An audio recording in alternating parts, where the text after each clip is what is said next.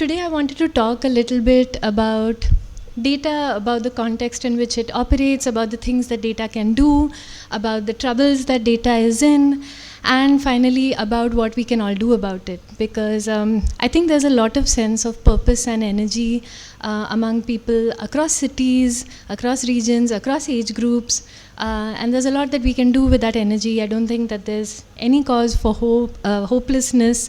I feel actually very positive about the role of journalists and other civic-minded people in doing good. So I do want to talk about that in the end. If there are problems that we're talking about in the data, in the country, what can we do? How can we work at fixing them? Just to briefly talk about the book and then talk about some of the big themes in it. I've been a journalist since 2004. And most of the early years that I was a journalist, I was essentially what you'd call a field reporter. I covered everything from slum demolitions to human rights issues to the government to elections, and I did what all young journalists did, which was I was dispatched to every corner of first of Mumbai where I lived, then to the broader state, then all over the country, particularly for elections.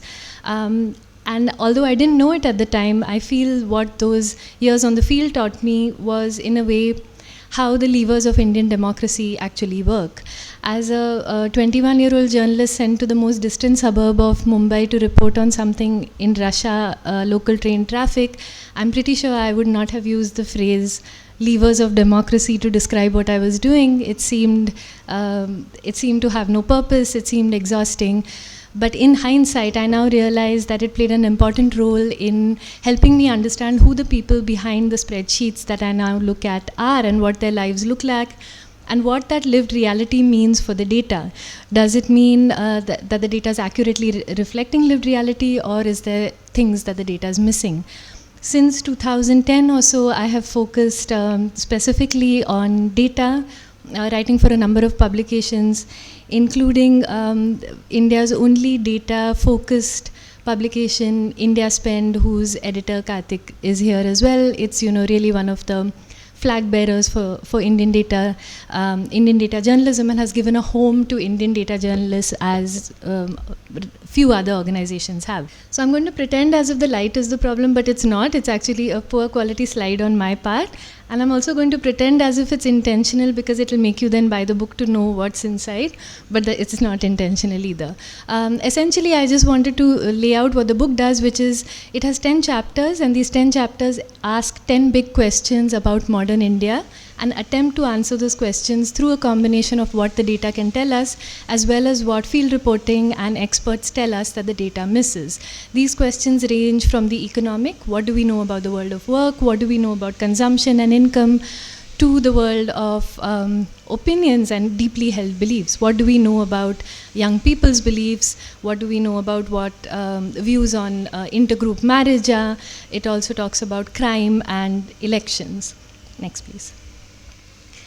So one of the points that I think doesn't get made enough and is sort of central to the way I approach all of this is the realization and the acceptance that India's official statistical architecture is deeply impressive, and the circumstances in which it was born are actually moving, and to me they represent a deeper understanding of nationalism than any of the more sort of shallow meanings of the word that we've seen in the last few years.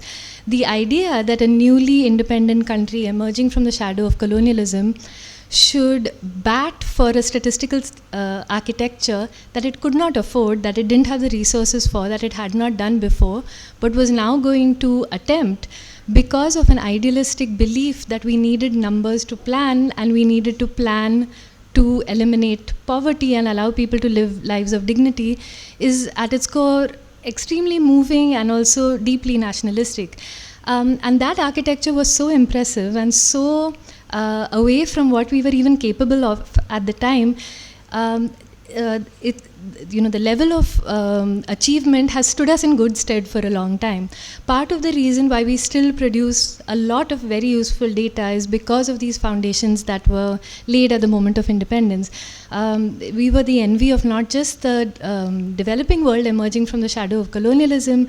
The majority of developed countries across the world had not yet produced household surveys at the quality that we began doing back in the 50s.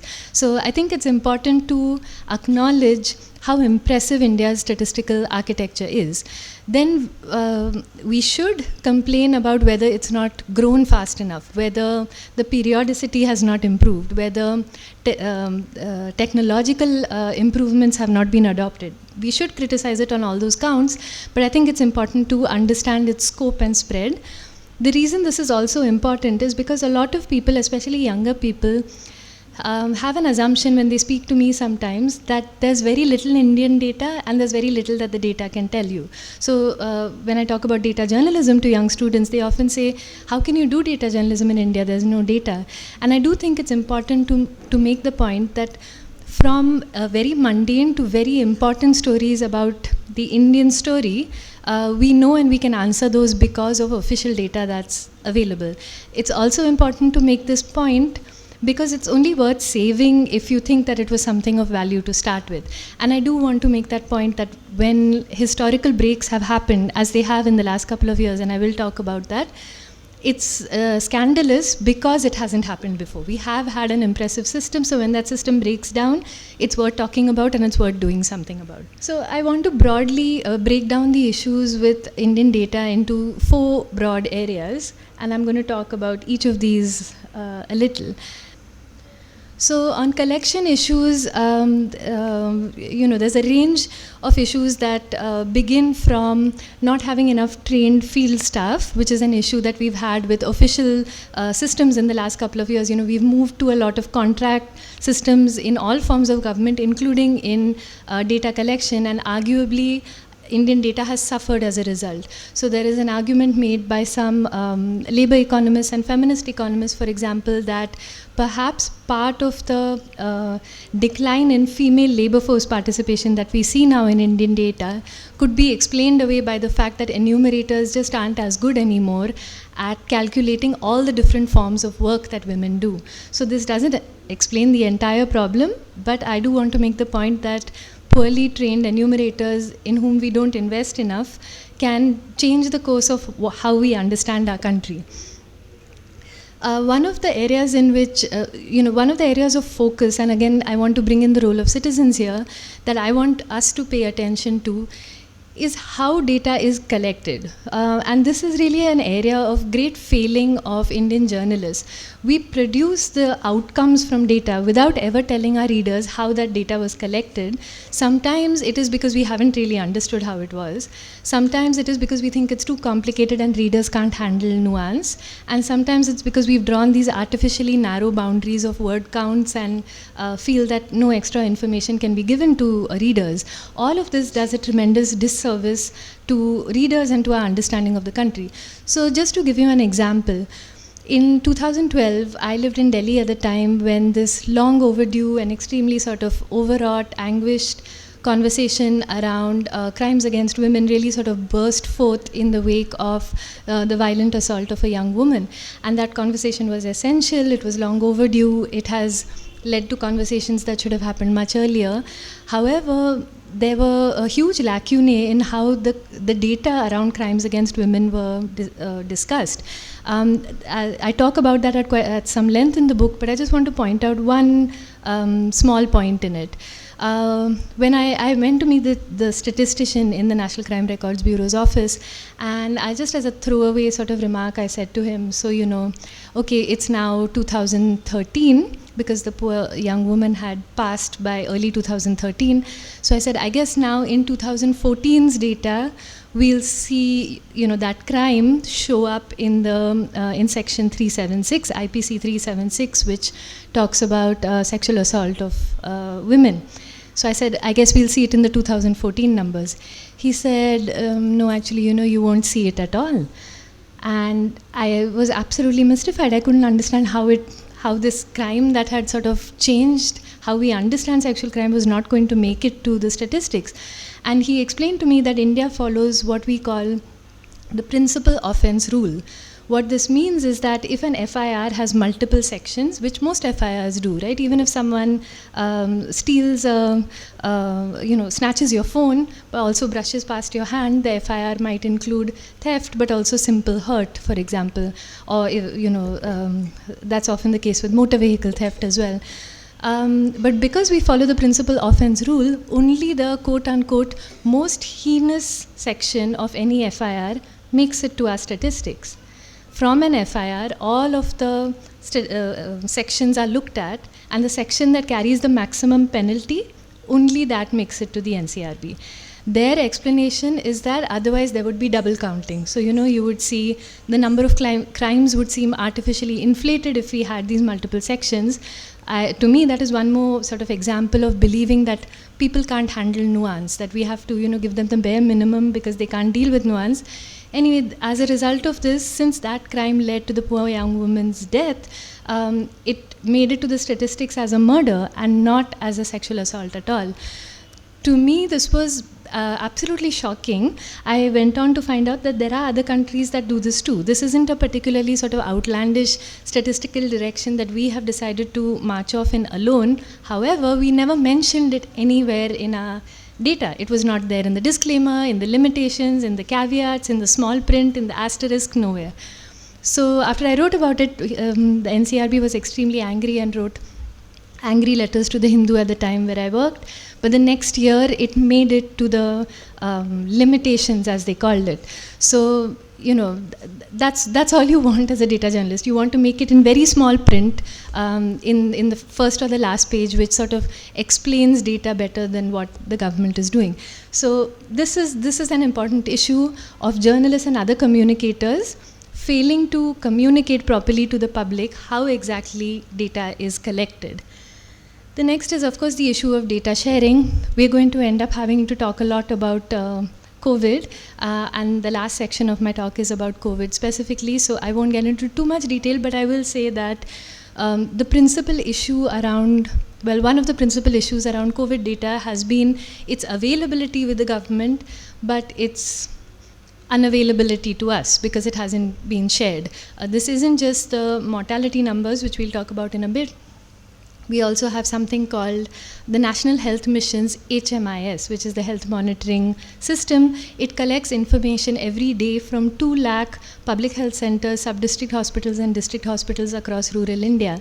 This is information on routine immunizations, deliveries, essential information about the running of the public health system in India.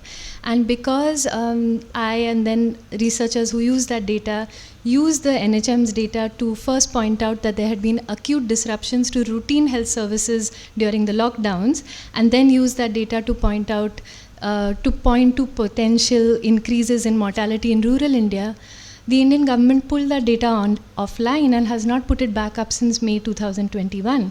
Now, there's a reason that you haven't heard about it, because it has not been amplified by any other section of the media. So not sharing the data is a problem. Not making a big enough noise about the data not being shared is the next step of the problem. So this is a question, the third sort of problem I see, and this is really an enormous problem, is around issues of interpretation. And here again, it is a failure of communication, both from the people producing the data like the government and journalists, which does a disservice to our understanding of the country. So without having to look at the details in the chart, imagine this as a chart that tries to show you the relationship between reported crimes against women and the actual experience of crimes against women. So reported is the number of crimes reported by women to the police. The actual experience of crimes is the number of crimes that women tell household surveyors they actually experienced. They may or may not report those to the police. In fact, they overwhelmingly do not report it to the police. In the bottom right corner are those states that have extremely high police-reported rates of crimes against women. It includes Delhi, and these are typically the states that make your headlines, right? The highest number of crimes reported to the police, proportionate to population, becomes a big story. However, in the top left corner are the states that have very low levels of crimes reported to the police, but very high levels of crimes actually experienced by women. And that corner includes, I want to say Bihar. The chart is in the book made by Nitya. To me, that is the most worrying corner, because the rates of crimes reported to the police are extremely low, while the rates women say they actually experience are very high. But that is the quadrant that gets absolutely the least attention, because it requires, triangulation of two different data sets. So what sort of disservice are we doing to the reading public by continuously harping on this bottom right quadrant, and what have we done to the country's broader understanding of how crimes against women work? Next, please. And then this is the question that I think I get asked a lot, and that I think, worries people with good reason. Sorry, can I just see the next slide? Okay, you could take it back, please. So I'm going to talk about this a little more, but I do want to again start by making a point that I don't think gets made enough, which is we don't talk enough about how good a job mainstream Indian journalists have done in the last few years, and how much of this contributes to our understanding of things that would have been hidden otherwise. So part of the reason, so the short answer that I'll get, and I'll get to the longer answer in a bit, is that I do not believe that there is a lot of outright manipulation of Indian data. And part of the reason for me to say this is because when it does happen, we get to hear about it. We aren't yet in that level of a banana republic where you can do mass manipulation of official data through mass coordination, and it goes completely unreported and under the radar. The reason we know about two important sets of, let's call it manipulation or suppression, is because of courageous reporting. In the case that I'll talk about in a bit, in that case it was courageous reporting by an enterprising young journalist by the name of Somesh Jha of Business Standard, who wrote about some of the data that was being suppressed. Next, please.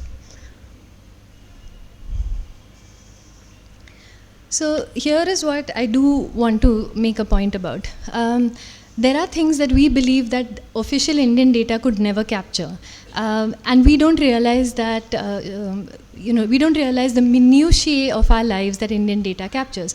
For example, the fact that we know that the sentiment that drives most Indians to travel is not leisure seeking, but is religion. So pilgrimages drive the vast majority of tourism in India. And this is not something that you would ever get from a tourist operator. Thomas Cook is not going to produce these numbers. But because Indian data does such a good job of covering a representative sample of the country, we get these insights. And I also want to make the point that it's important to look at national data because we need to all accept that we live in bubbles. And sometimes we talk about bubbles as something that others live in, and criticize them for that they only see the world within their own bubbles. But we do need to acknowledge that sometimes our understanding of the world too is dependent on the bubbles we live in. Just for example, the fact that many people believe, or believed, I would say until a few years ago, that largely secular, tolerant sentiments were what occupied the majority of the country, and that muscular majoritarianism and intolerance were fringe beliefs. The data has not shown that for a very long time. The data has pointed in very much the opposite direction. But I think our bubbles allowed us to feel that no, most people around us are very tolerant, and there's just this intolerant fringe.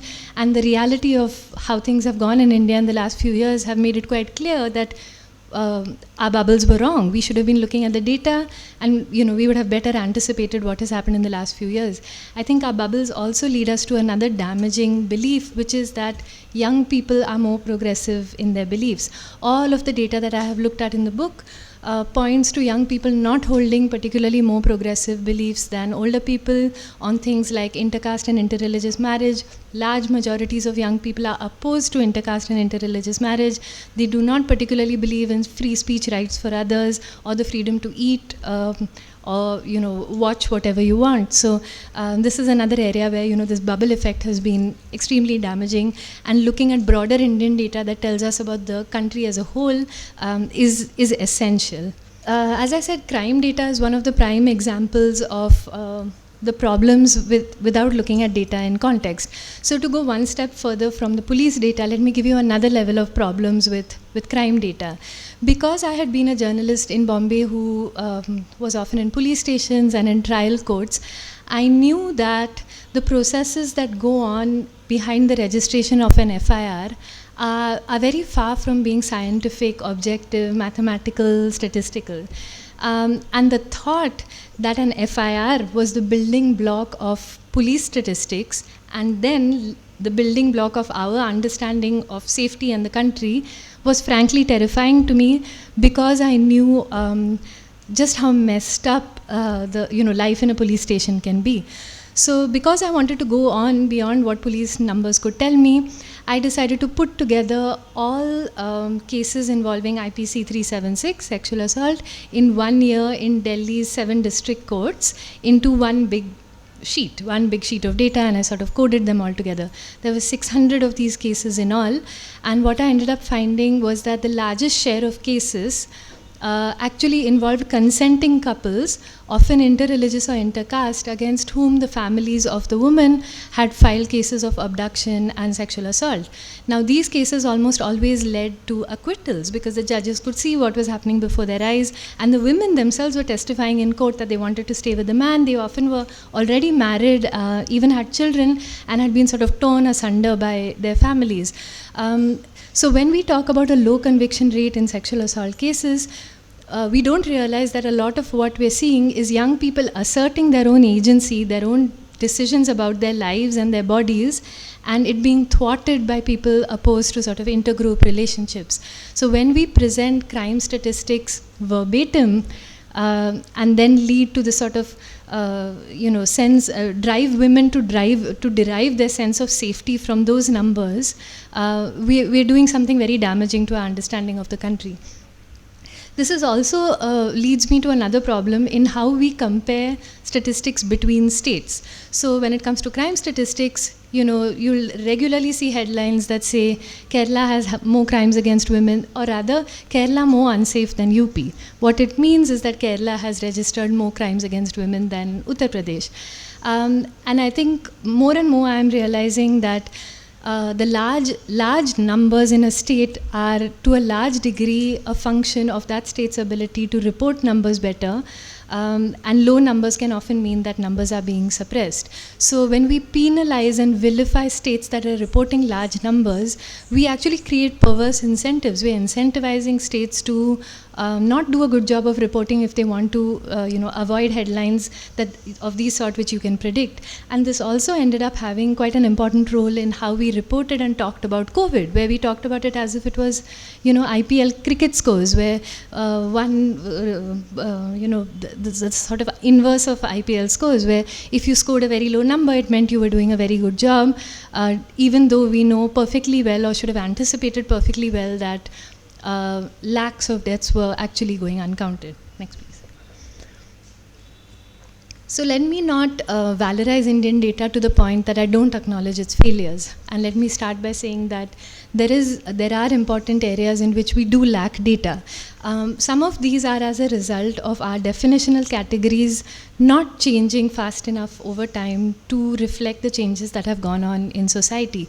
So even up till the last census conducted in 2011, our occupational categories for anyone who was not in agriculture was home-based work and others. So most of us over here, our jobs would not be reflected as separate categories at all. And it made sense up to a point, but the census has not been nimble enough in changing this. This applies to many other areas where the categories were defined a long time ago and haven't changed.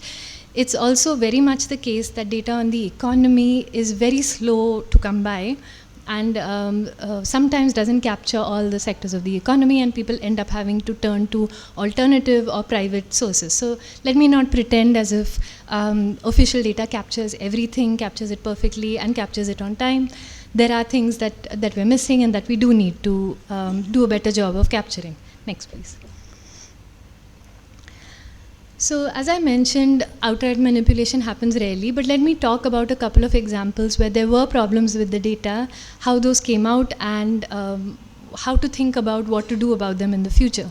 So India has a very sort of routine system of producing large-scale household surveys through the National Sample Survey Organization. This is a sort of venerable Nehruvian edifice that at regular intervals produces data on everything from the economy to everything else. Now, in 2019, first what happened is that it became clear before the 2019 election that data on unemployment, the routine NSSO report on unemployment was ready but was not being released. Now again, why do we know about it? Because there is an oversight mechanism called the National Statistical Commission, and some of the people who were on it, whose job it was to sort of sign off on the report, came out and said that, hey, we have signed off on the report, but you haven't yet published it. They came out and spoke about it, so we have to value that level of accountability that exists. And then furthermore, the reporting of Somesh Jha, as I mentioned, brought out the fact that the report was ready but hadn't been released. So he leaked the report in the media before the 2019 elections, and it showed that unemployment had hit a 45-year high, which is something we were already all experiencing, this huge slowdown in jobs. The government said no, there were problems with methodology. The Prime Minister stood up in Parliament in response to a question on jobs and said, so many cab aggregators are starting everywhere. Who's driving those cars? Are those driverless cars? There are hotels popping up everywhere. Don't they need waiters? The problem is not with jobs, the problem is with data. And this was sort of, uncritically reported by large sections of the media in complete either ignorance or denial of the fact that the National Sample Survey, which is a household level survey, asks people what work they do and doesn't sort of leave out people who do sort of newer jobs like driving for Ola. It's very much covered, even if it's not a separate column called Ola or Uber. And essentially what happened is after the 2019 election was safely won, the very same report saying exactly the same thing was published. You may or may not know about this, but I don't believe that we drew a line in the sand as firmly as we should have over there, that this report was ready, you cynically withheld it until re-election. This shouldn't have come to pass, this is unacceptable. I don't believe we had that kind of reckoning. And then it happened again, because in 2017-18 with unemployment, there was also a round that collected data on household consumption expenditure. This is the bedrock of how we understand poverty. This is the bedrock of how we understand spending, rural distress, all of that comes from here. All of the, ancient debates that we've had about measurement of poverty have happened because we have had this underlying data. Then, we've argued about what it all means. Again, the report was ready, the National Statistical Commission said it's ready, it's not being released. But this time what happened is that the government refused to release it. Somesh's reporting once again showed that there was a historic decline in real incomes. Real incomes don't fall in India, they keep growing. For it to fall is scandalous, essentially, but not really surprising, because we did know that there was a slowdown going on at the time and there was acute rural distress. But the government said that no, this methodology has problems, although it was exactly the same methodology as we've practiced for the last 60 years, and the report was never released. So again, this is an area of journalistic and citizen action that I feel, here the checks and balances did not work. For this to have come to pass, I, as a data journalist, I think of it as something that came to pass on my watch. How is it that for the first time in Indian history, we allowed this report to not be published on our watch? I think it's, really something to think about and perhaps feel some sort of, strong sense of how to avoid it in the future. And as I mentioned, there's a lot to talk about COVID data, which I'll talk about in one quick section in the end. Next, please. So, one of the great silver linings of the last 2 years has been the emergence of extremely public-spirited groups that have come together very organically and have done great good. I think we saw this even earlier during, for example, the Kerala floods and the Chennai floods, where groups of people who sometimes had tech skills, sometimes were journalists with the ability to, call people in power, sometimes were NGOs who had things like dry rations, who were sometimes even people who had something like a boat or some sort of, rescue material, came together in these sort of loose collectives to try and harness data to do good. In the last 2 years, this sort of public spirit around data in particular is something that I've seen a lot of and something that I feel very positive about. So even till today, we do not have a national COVID data website, right? We have COVID data that exists on the ministry's homepage, but if you want to go and look at what happened over the last few months, if you want to look at district data, you can't get it. It's been collected by every district and state in the country, it's just not been put together by the government. Where it does exist is first on a website called covid19india.org, now covid19bharat.org, which is again a loose collective of completely pro bono volunteers who put in hours every night after their day jobs to collect government data, but put it together for use for everyone, including the government. In its last economic survey, it cited covid19india.org, which is really essentially its own data being put together by someone and given back to it. No credit, no money, no noise about it, no politics, just getting the job done. I also find this sort of community spirit whenever there's any problem with data that needs tech skills that I don't have or other journalists don't have. Within minutes or hours, people pop up online from all over the world saying, hey, I work for whatever, Reebok in the day, analyzing their stock and inventory, but I have some time at night. If you have this thing, you're trying to scrape death certificate data from the Chennai Municipal Corporation website, as I was trying to do, I'll do it for you. I'll throw it all up in public on GitHub, which is like, if you imagine a big Google Drive for people to put data available publicly. So it's not that they're doing something for me, they're doing it as a public-spirited service and throw it up for anybody to use. So I feel very positive about this trend. Of course, there is a caveat to it, which is I don't want us to secede from the state, right? The more that we count on each other or individuals or non-government groups to do co-government functions, perhaps we'll get the job done faster, but what it means for democracy is a much more problematic question. Without getting too philosophical, I'm going to get into the last part of this. So I wanted to talk about the COVID data, which is in a way both a good and a bad news story. So I'm just going to quickly walk you through why there's a problem with COVID mortality. And the reason I'm going to quickly walk you through it is because I do believe you shouldn't take my word for it. You shouldn't assume that I think that the government is hiding data. That's not why we're talking about COVID mortality. There's pretty good reasons to think that we might be missing the number of deaths from COVID. So let me just walk you through it quickly. Next, please. So one of the reasons we quite initially felt that there must be a problem, that we should wonder about whether something's going on with the data, is because officially reported deaths from COVID in India, this was taken at the end of the first wave, were far lower than what you would expect given what we knew about the disease, and lower than in many other countries. Next, please. We also knew that within Indian states, particularly after the first wave, there were inexplicable gaps. There were some states that were reporting very high numbers of deaths and some very low for reasons that were not apparent. It wasn't clear why it hadn't spread equally everywhere. Next, please.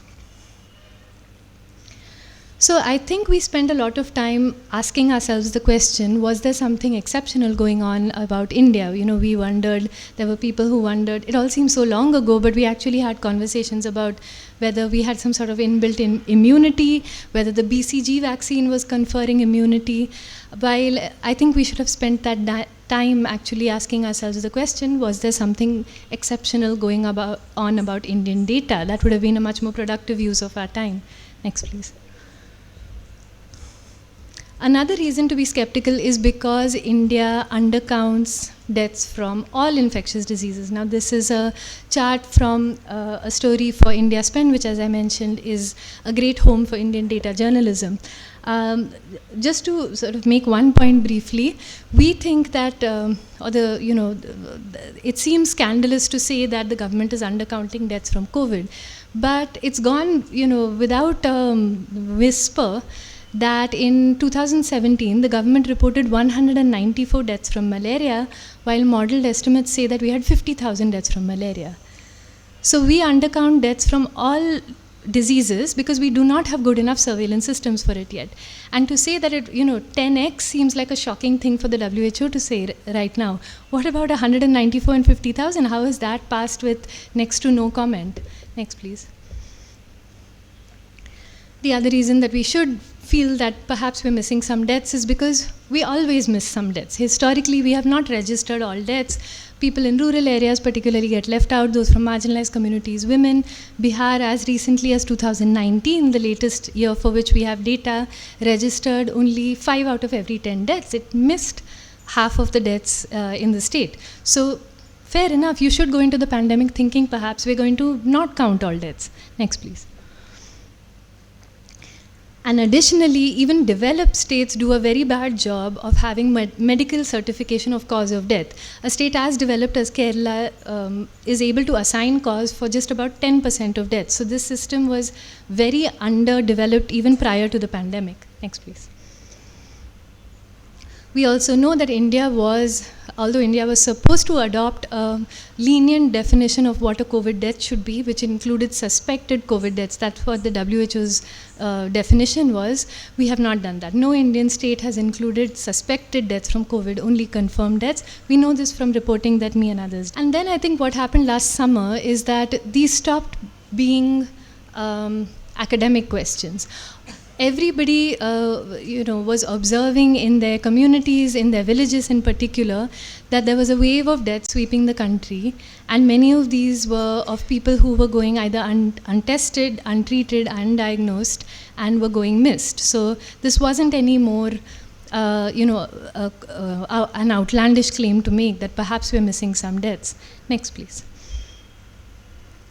So I wanted to give you some examples of how people came together to try and collect data. This is a really low-tech but high-energy experiment that a group of doctors and tech people came up with in Kerala. They knew quite early on, they could tell that Kerala was not counting all COVID deaths because doctors themselves were realizing that they were treating people who were not making it to that district or that village's numbers. Now the reason they knew that is because Kerala was publishing demographic details and names of the people who died. In most other states the names were never published, so we have no idea who was missed.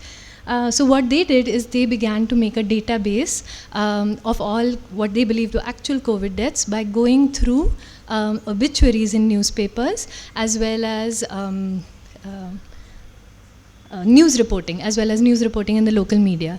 Now unfortunately this sort of work has its limits, and the limit was that the second wave hit and the numbers overwhelmed everybody, including newspapers who could no longer publish news reports or obituaries around every death. But this was a really sort of, impressive low-tech effort. Next, please. Another thing that journalists, particularly those in non-English newsrooms and from non-metros, started doing was to literally go to crematoria and graveyards and look at their registers that look something like this and sort of look at the numbers of cremations that were being done in a day and tallying it against the official toll and saying, hey, these numbers don't match up. That was particularly brave work because the pressures in non-metros and in the non-English media are far more difficult to withstand. Next, please. So what me and a bunch of other journalists started doing is that we started looking at civil registration system data, the government's own data that was available on state level portals for various states. It wasn't being made public by the government, but some of us were able to get access to various state level portals, and many reporters across the country did this reporting. Next, please. So the first place I did this for was Chennai, and in Chennai what I did was, as I mentioned to you, tried to look at all the death certificates that were being uploaded on the municipal corporation website through the help of a public-spirited individual, and then tally them, look at past years and look at the current years, not trying to make any claims about these being COVID deaths. You're just saying that in a normal year, these are how many deaths the city would see. Right now, these are how many deaths they're seeing. What's going on over here? Next, please. So this is when it started getting truly worrying, because this was after the second wave. This is Madhya Pradesh. Even without looking at the details, you can see that those low bars are reported monthly deaths by month in Madhya Pradesh. And if you can see that tall blue line, sort of mid-sized blue line and a tall blue line in the middle, those are April and May 2021. So, we can all quibble all we want about methodology and sort of make adjustments here and there, but your chart doesn't look like that unless you've had some huge spike in mortality. And again, this doesn't defy belief. Anybody I know who had family in Madhya Pradesh, particularly in rural areas, reached out to me after I wrote this to say this is exactly what we were hearing from family, that, and particularly in villages where deaths don't go unremarked upon, it's a big event, the numbers were shocking to them themselves. I'm just going to go quickly through the next few. Andhra Pradesh looked similar. Next, please. And then the Hindu sort of compiled estimates for various other states, and essentially the point this made was that some states had a lower level of undercounting. Kerala, for instance, even though they had reported high numbers of COVID deaths, the undercount was smaller. Some states had higher levels of undercounting. Next, please. We also tried to look at other data sources, so we weren't relying on the civil registration system alone. This was from the NHM, and again, a very sort of similar looking graph. Next, please. So I do not have the ability or would ever claim the ability to extrapolate from what I see in one or two states to the whole country, but others do. There are demographers and modelers who do this. So people used all of the information and that me and other journalists made public for everyone. It's available on a public website from 18 states. They used it to put up all India estimates, and this is what we found. And just looking at it, you'll see how closely it seems to mirror the WHO's 4.4 million. Next, please. This is another set of estimates that again use similar, that used other data sources to find similarly. Next, please. So I won't get into this in too much detail, but I just want to acknowledge and want it to be part of the conversation that nobody is claiming that the civil registration system data is perfect. It has huge limitations. Let's talk more about it and let's strengthen it. Nobody's claim is that these are the final numbers, but we do sort of make an argument that it does point towards a huge spike in mortality that the official count does not reflect. Next, please. So these are some of the broad lessons that it made me think about for reporting on numbers, which included the problems with interstate comparisons, as I mentioned earlier. Next, please. And I think these are sort of broader lessons about thinking more broadly about building trust and credibility, which I know is something that animates young people and older people alike. We all see that you can access information from wherever you want to make whatever point you want to believe in, whether it's data or whether it's a WhatsApp forward. So how do you know what's the truth?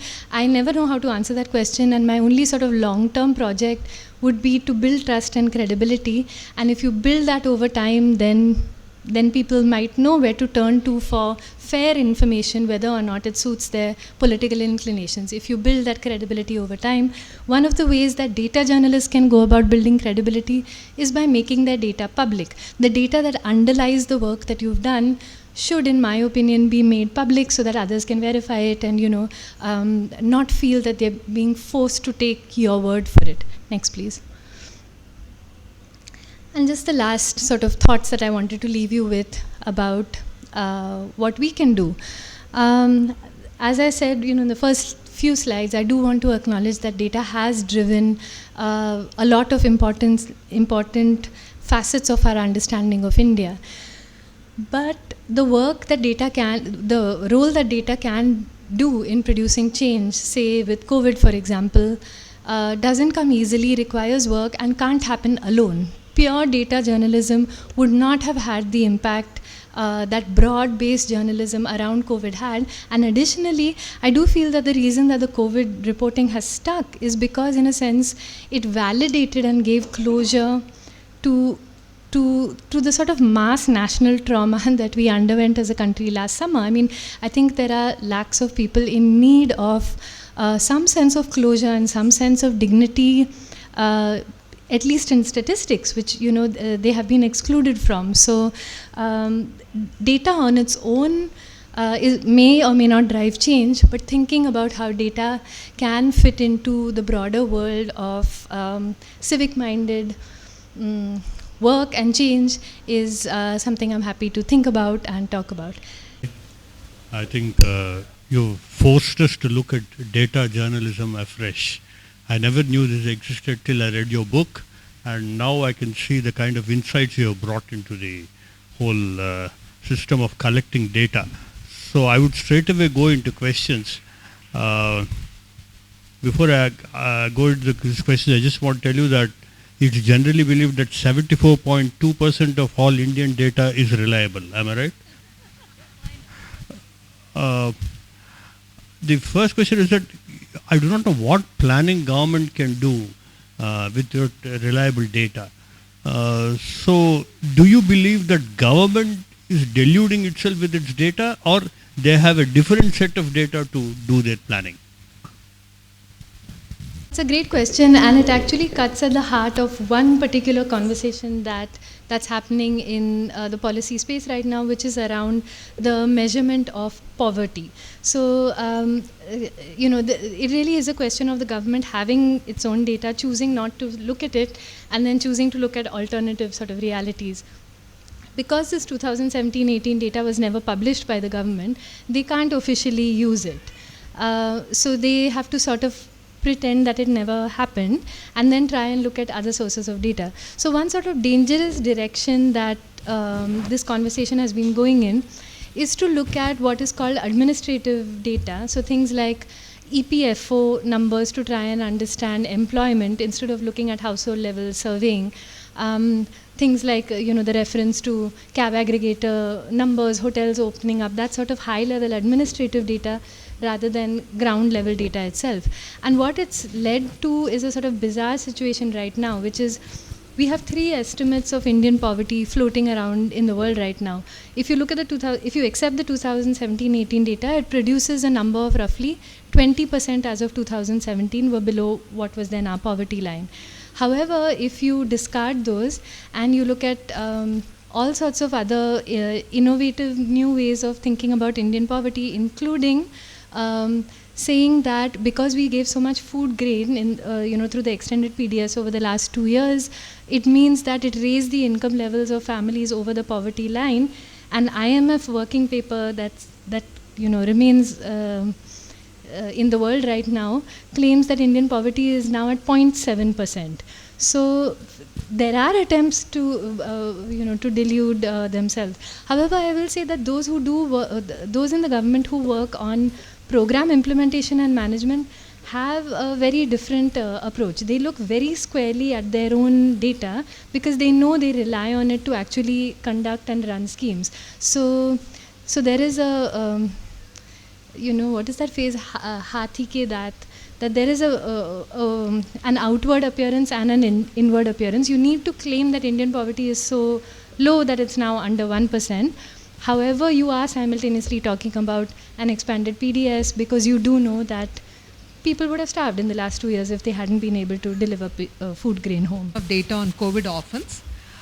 Which are the other sources other than the CARA, any other agencies which are doing this? And secondly, is this data classified in classes? We may get a lot more for the poverty levels, but there are a lot of lower middle class and middle class families which also have COVID orphans. How does one access this data? Can you help me in that? That's my... the data doesn't exist, and then what do we do? You know how we all felt so outraged by the fact that the government answered in Parliament, for example, that it had no data on migrant deaths, it had no data on oxygen deaths. And I share the outrage of people that we don't have this data. However, you have to really imagine government data in terms of rows and columns. All of government data I try to imagine as one big Excel sheet. And if the row and the column doesn't exist in some department somewhere, that data is never going to exist. So the work needs to begin at the point of getting directions, very specific directions about how this data is to be collected. For example, with oxygen deaths, maybe there should have been a code, an additional code. We have all these codes in medical certification of death.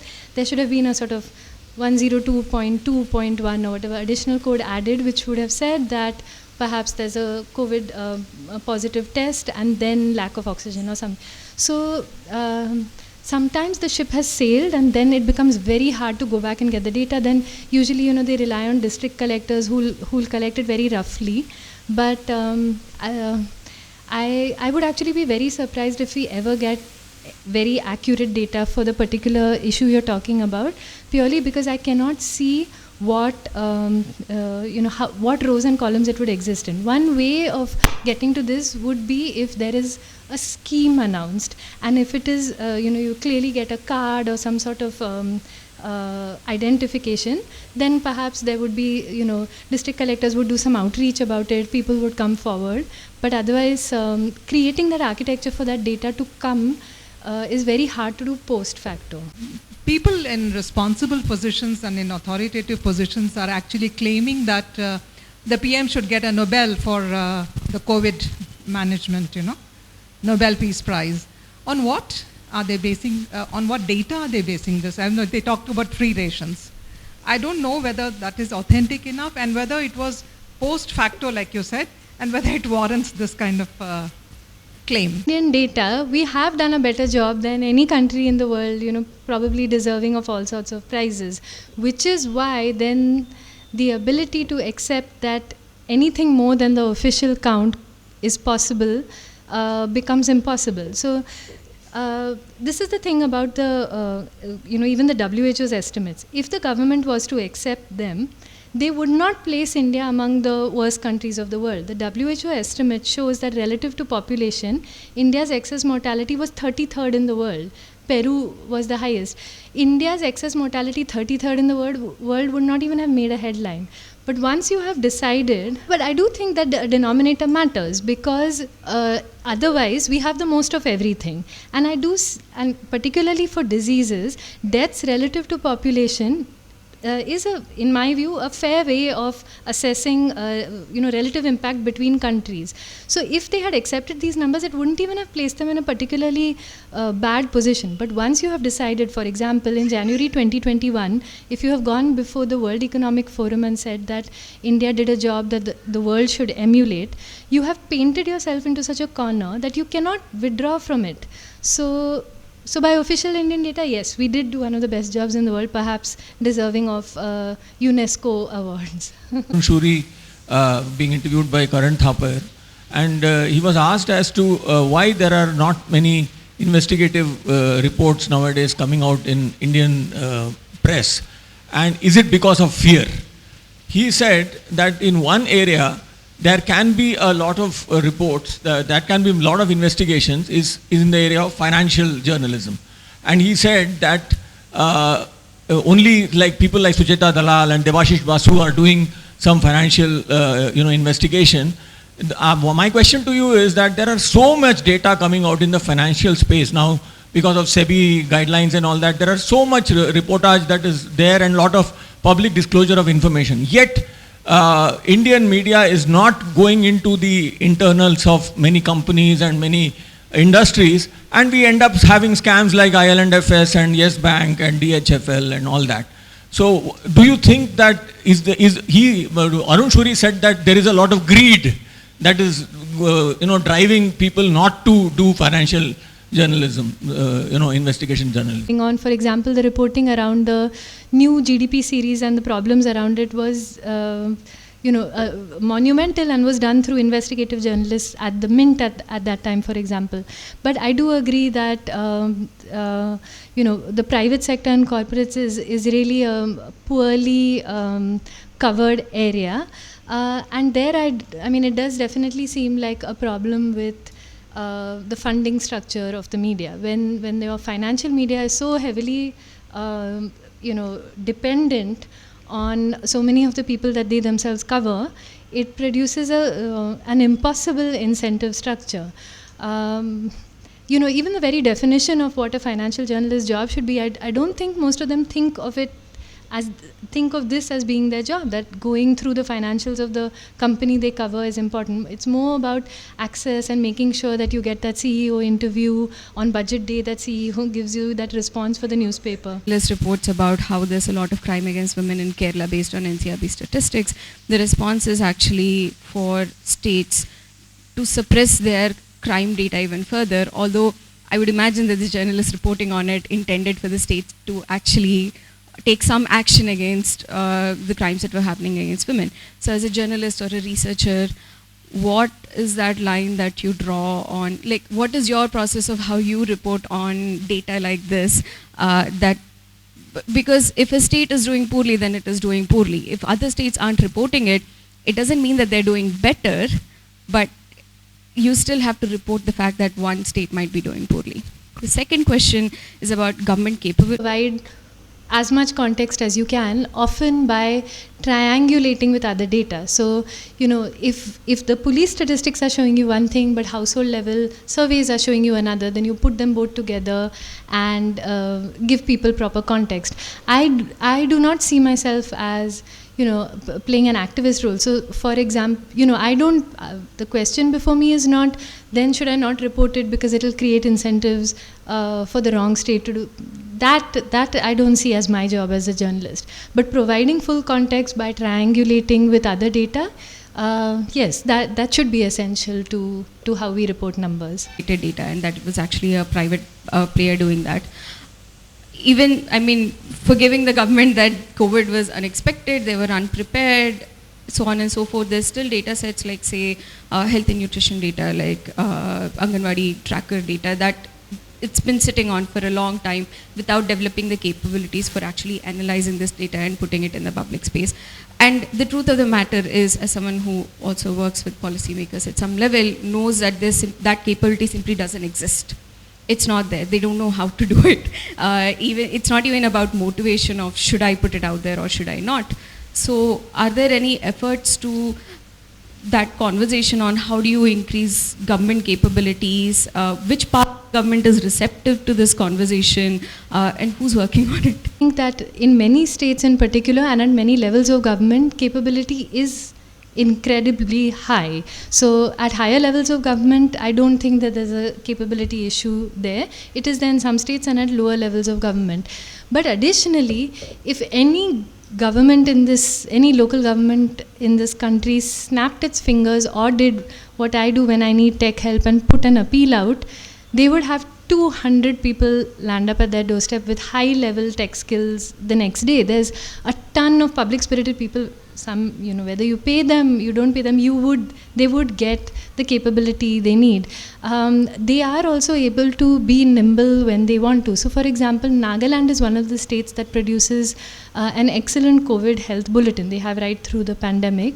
And when I asked them how they did a good job, because they're really a very small state, whether they hired, outside IT, they said, no, we just did it in-house with our own IT department. So they can be reasonably nimble when they want to. The real issue in my mind is local governments and administrative data. They produce mountains of administrative data that they do not know what to do with, and then sometimes they end up hiring expensive consultants to tell them what to do with it. So perhaps at the level of producing the data only, the processes need to be streamlined so that there's some sense to what they're producing, what they can do with it, how it can feed back to them. There's definitely a problem there, but yeah, if the capability doesn't exist in government, it exists a stone's throw away from government. With COVID-19, for example, I have no idea why the government hasn't taken it up. It cannot be that it doesn't have the capability to do what 6 people with a Google spreadsheet do every night. Actually 6 people with a Google spreadsheet. It doesn't need anything more than that.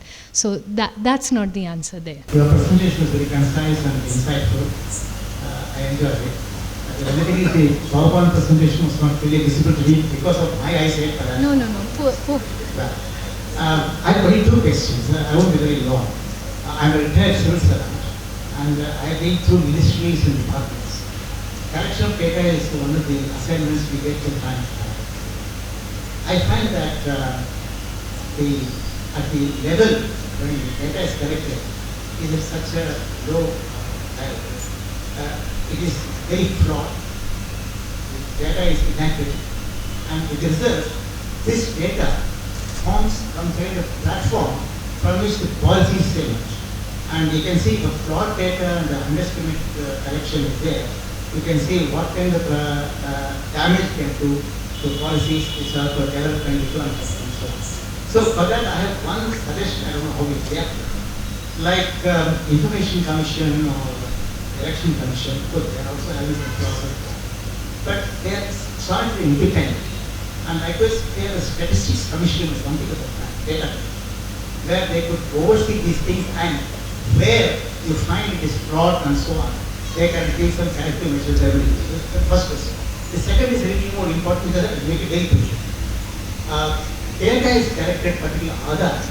All of us give some information about age, nationality, employment, and so on. So all these data are individualistic as far as I'm concerned.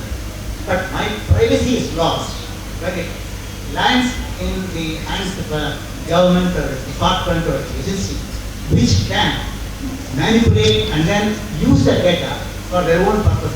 Sometimes, if I say so very sorry, for a vote bank, Yes. if they are used, we feel very hurt that my data was taken, my privacy is lost, everything is done for some other purpose. So, what's your answer to that? How do you? It's such an important question, because we do have a National Statistical Commission, but it was not ring-fenced in the way that it should have been.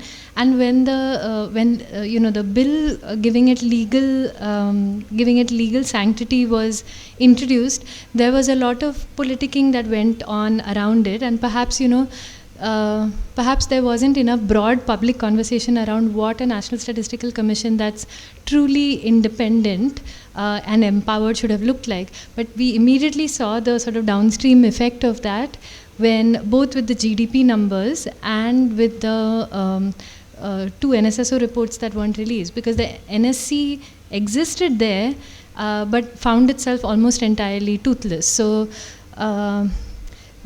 perhaps we need to think about what needs to be done about the NSC Act, and what modifications, what good examples are there in other parts of the world that insulate them from this. I have been so inspired to see the work of the South African government agencies around COVID, for example, and the fact that their medical and health agencies are allowed to be insulated to an extent that they can, produce these estimates that they have. So thinking about what we should have done to the NSC Act or can still do does seem to me, an important conversation to have.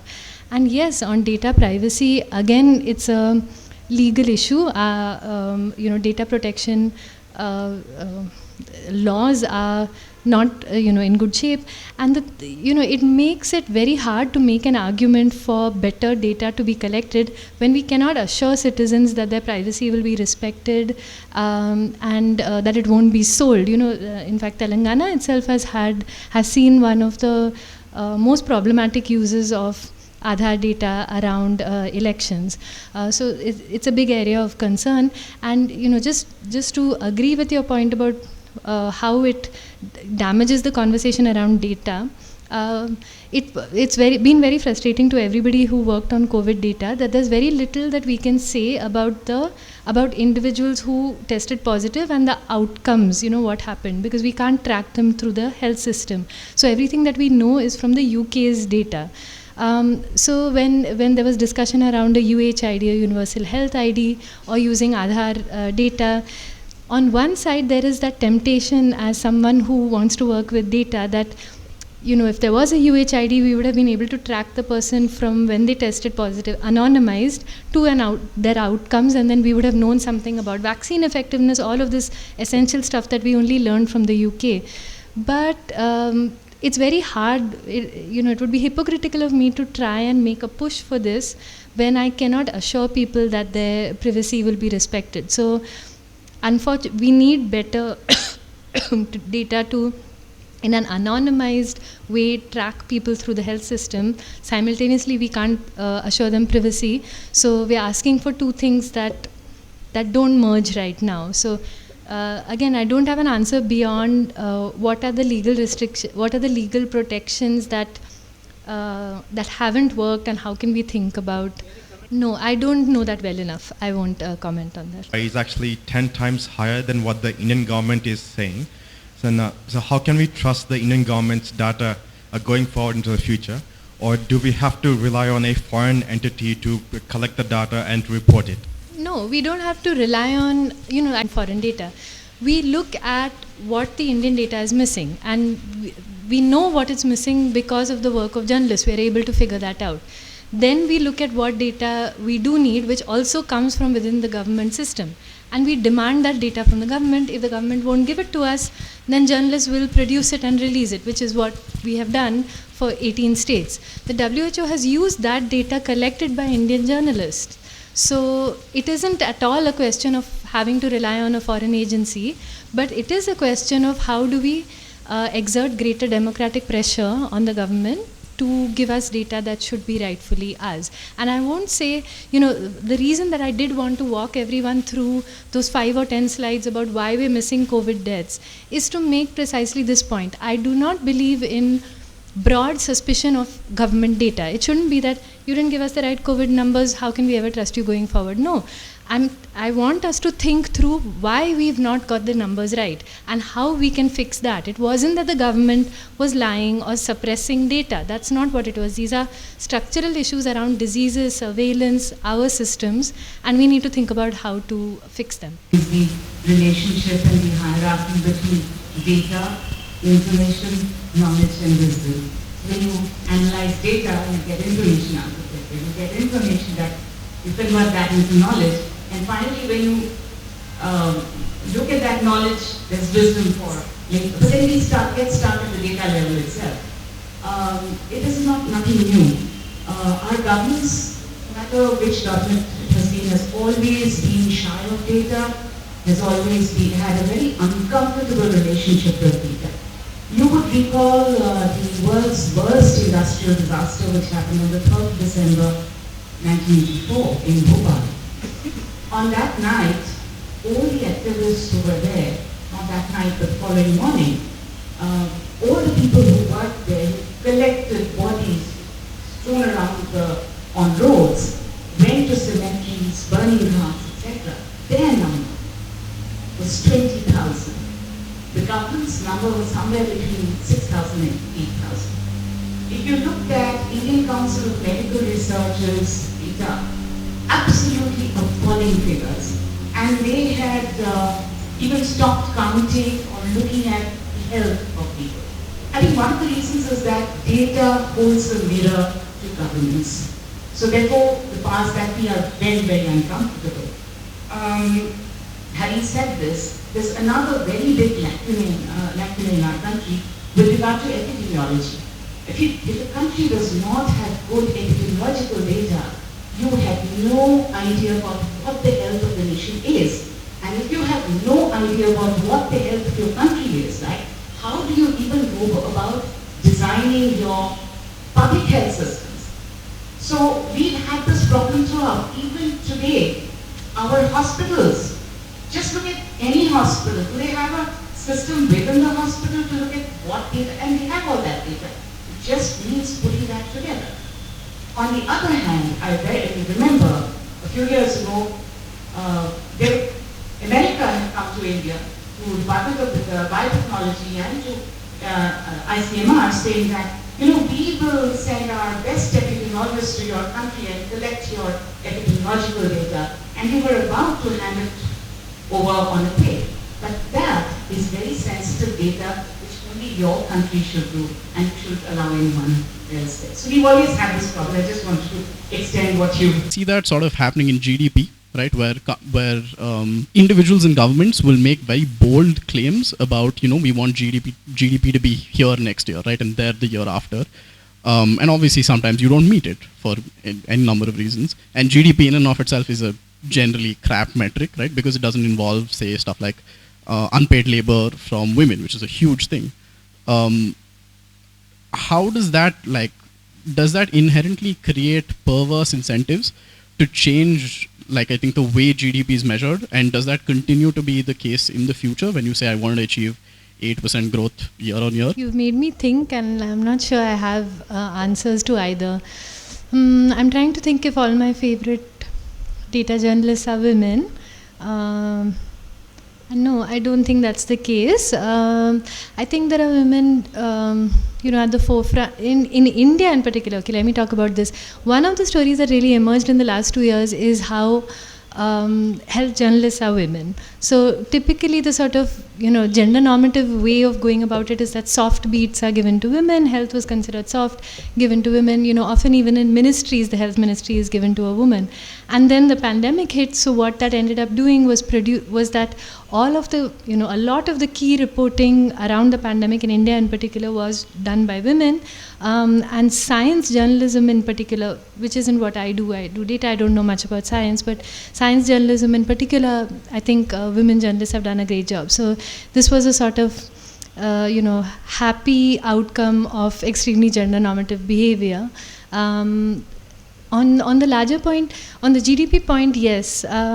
Once you draw the framework of the variable you're interested in very narrow, and then you make it something that you need to go on achieving year after year, then you are stuck, and then it becomes very hard to move out of that conversation. So just as an example, I think most people working in public policy agree that the best way to target schemes is to not target them at all. Universalizing schemes is the best way to make sure that benefits actually get to the poor. Forget the sort of broader moral argument, which I would anyway make, that schemes should be universal. Even in terms of actually making it to the poor, if you reduce barriers of paperwork and other things, they're more likely to make it to the poor. But suppose, you decide that how much subsidized food grain you're giving out is in a way a measure of how poor people are, how poor your country still is, then that creates perverse incentives against universalizing.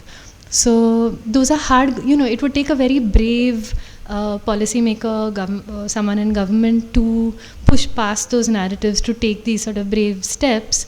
But yeah, broadly I agree that if you draw variables too narrow, then you're stuck with them forever. So that lazy journalists can be helped with all this data that is collated, and lay people interested like me can also get at least important data which is collated by these enthusiasts. Takes it up. But no, I wouldn't, and I would say that don't call yourself, I know you meant it lightly, but we shouldn't feel that people who can only consume news fast are in any way sort of lesser, lazy, or not interested. There's so much, people are so busy, there's so much to do. In the last 2 years, we've all been at home and had to run our houses too. So I don't blame people for not having the ability to read like 2,000 words to get to the bottom of it, and finding snappier ways to convey information but without being unfair to the numbers is a noble proposition which Karthik will take up immediately. The 13, it became more data-driven, political consultants coming into picture. So we still see in journalism every day that it's morely story-driven, not data-driven journalism around politics. How do you see this one? Maybe data is largely private data which people depend on. What kind of government sources we need to see? To talk to people from smaller parties and those from parties that are less rich, which are typically, often your Dalit parties are not as rich as the broader mainstream parties, who then they feel like they're getting edged out of the process. They feel things have got so data driven and analyst driven that those who are doing sort of old style politics are getting pushed out of it. How to integrate this into journalism? I do feel like political journalism needs to use a lot more data. It needs to use a lot more surveying data. Surveys themselves need to get better. Journalists need to report on it better. However, using the kind of data that political parties are collecting is problematic for a couple of reasons. One is, of course, they do not give access to it, it's proprietary. But there's another sort of dangerous trend that I don't know if it's got flagged that we should talk about, which is that surveying in India is extremely expensive. And when we see a huge opinion poll done that, say, covers every constituency in the Lok Sabha election, we should really ask how they got the funding for that. And in a lot of cases, opinion polls do not tell you who commissioned it. And I think it's, a real stretch to think that television channels, particularly smaller channels, are commissioning the whole survey.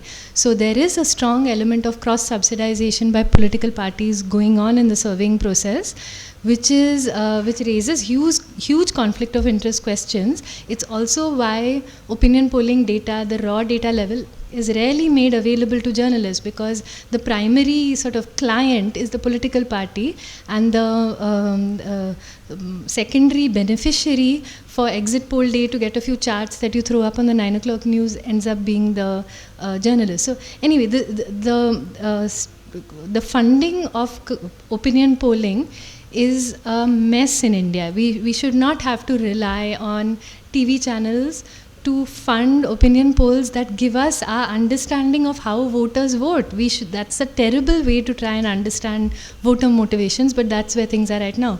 Pew, for example, is publicly funded, is not-for-profit model. So we do need to think about those sort of models, perhaps more Lokniti models for political polling.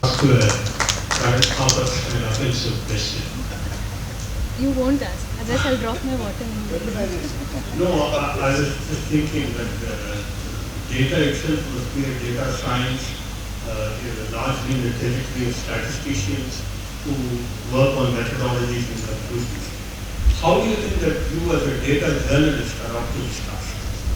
I'm so glad you asked this question, because it lets me unburden my deepest secret, which is I'm not trained in maths, statistics, economics, anything useful. I'm trained in journalism, which is not a useful thing to be, not particularly useful to be trained in. But, this isn't to say that everyone should follow this path. I do believe that younger journalists should try and get some training in both tech skills and statistical skills so that they can do more advanced work than what I do. But let me make a claim without evidence, which is that I do believe that because I can only do basic levels of statistical analysis myself, I believe that helps me write for a lay audience who themselves cannot do complicated statistics. So let me make that evidence with claim with no evidence.